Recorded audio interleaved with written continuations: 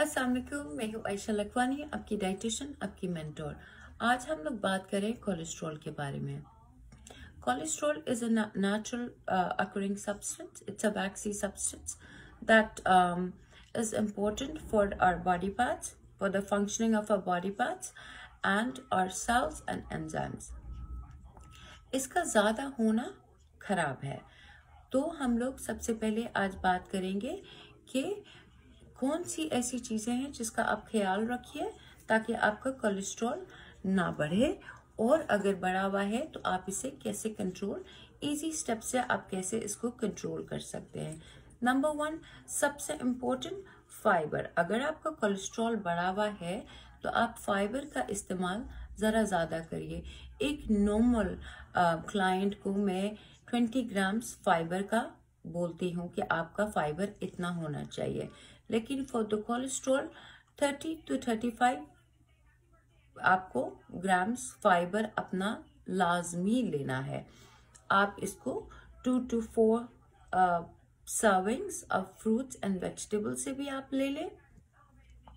कुछ आप वहां से ले लीजिए और कुछ आप 2 टेबलस्पून इनसॉल्युबल फाइबर इसमगोल 2 टेबलस्पून का ज़रूर इस्तेमाल करिए, उससे काफ़ी आपको फाइबर मिल जाता है।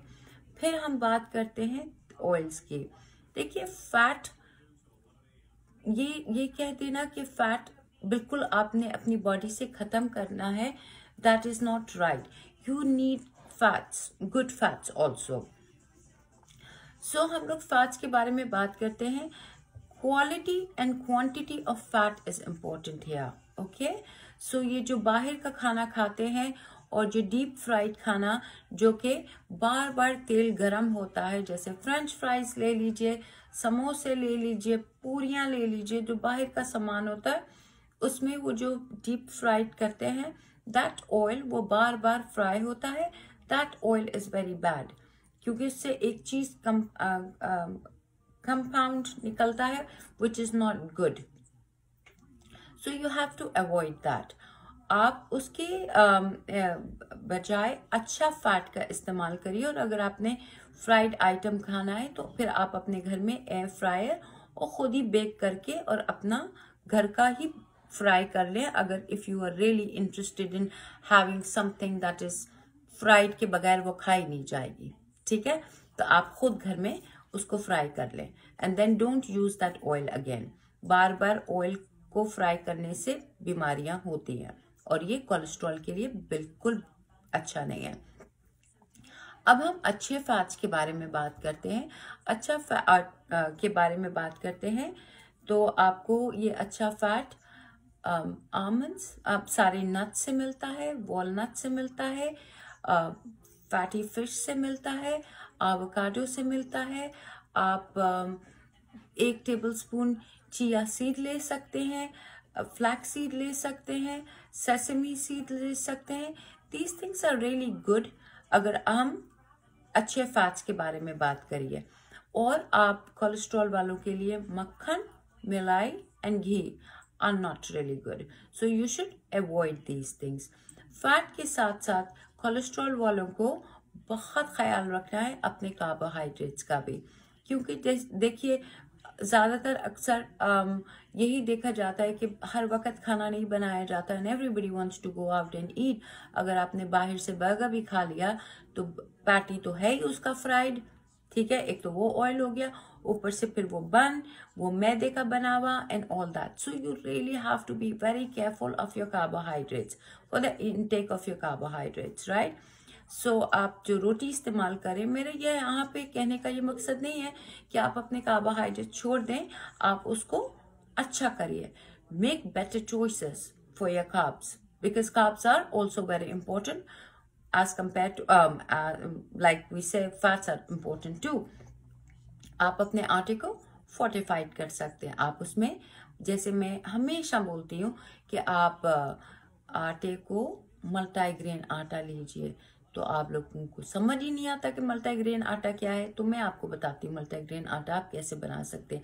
आपने थोड़ा सा व्हीट अपना लिया, जो आपका आता है व्हीट, उसमें आपने थोड़ा सा बाजरे का आटा डाला, थोड़ा सा कॉर्न का डाला, मिलेट बाजरा जो है वो डाल दिया, रागी का आटा मिलता है, देन देयर इज अनदर किट्टो का आटा वो मिलता है, ओट्स जो हमारा दलिया होता है आप उसको ब्लेंड कर दें, उसकी भी रोटी, उसका पाउडर बन जाता है, वो भी आटे में डाल दें। तो ये सारे मिक्सचर को बना के आप इसकी रोटी बना दें, रादर देन सिर्फ वीट की रोटी खाई जाए, क्योंकि वीट फिर आप कहेंगे मैं बोलूंगी कि मैं हर वक्त बोलती रहती हूँ, बट वीट जो है हमारा अच्छा नहीं है, बहुत पेस्टिसाइड्स है इसमें। तो बेहतर यही है कि अपने कार्बोहाइड्रेट्स का आप ख्याल रखिए, साथ साथ अपने quality of oil, quality of fat and quantity of fat, that is important. ठीक है, और फिर हम लोग बात करते हैं इसके बाद एक और चीज कि हम अब इन चीजों को घर की जो हमेशा की तरह जैसे आपका pharmacy is your kitchen, kitchen is your pharmacy and food is your medicine. तो हम अपने किचन से क्या चीजें ले सकते हैं, क्या इस्तेमाल कर सकते हैं जिससे हम अपना कोलेस्ट्रॉल को थोड़ा कंट्रोल करें। थोड़ा बहुत करने की तो कोशिश करिए ना, छोटी छोटी चीजें इसको इनकॉर्पोरेट करेंगे तो फायदा तो होगा। Number 1, garlic. Garlic is one of the best for cholesterol, तो अपने खाने में गार्लिक का इस्तेमाल जरूर करिए। And then ginger is again one of the best, आप उसका भी बहुत इस्तेमाल करिए। और इनकी बहुत ज़्यादा क्वालिटीज़ हैं, लेकिन गार्लिक तो कोलेस्ट्रॉल के लिए बेहतरीन है। फिर हमारा आ जाता है सिनेमन। सिनेमन स्टिक्स जो होती हैं वो, उसका पानी भी आप पी सकते हैं, उसको सोख करके उसका पानी भी पीजिए, वो कोलेस्ट्रॉल के लिए बेहतरीन है। और अगर आप ओट मील खा रहे हैं सुबह, या फिर आप कोई और योगर्ट खा रहे हैं, या कोई ऐसी मीठी चीज़ खा रहे हैं, या कॉफ़ी ले रहे हैं, तो आप उसमें थोड़ा सा स्प्रिंकल सिनेमन पाउडर को स्प्रिंकल करके इस्तेमाल करिए, वो भी कोलेस्ट्रॉल के लिए बेहतरीन है। ज़्यादा से ज़्यादा पानी पीजिए। और अक्सर देखा जा रहा है कि यंग जनरेशन को भी कोलेस्ट्रॉल का प्रॉब्लम हो रहा है, तो क्योंकि बाहर का खाना खाया जा रहा है बेतहाशा, विच इज़ नॉट गुड। तो आप खाइए बाहर का खाना, लेकिन अपने चॉइसेस को अच्छा कीजिए, अपने पानी को इनटेक रखिए। और सबसे पहले थोड़ी बहुत वॉक, थोड़ी बहुत एक्सरसाइज करनी बहुत ज़रूरी है, बहुत ज़रूरी है। Every time, like I say, exercise, that doesn't mean that you go get a membership of the gym. You can start walking, that is enough.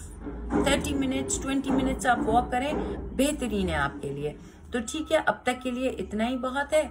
अगली दफ़ा फिर मुलाकात होगी एक नए वीडियो के साथ, एक नए टॉपिक के साथ। तो फिर अगर मेरी वीडियो आपको पसंद आए तो please do share it. Okay, खुदा हाफिज़।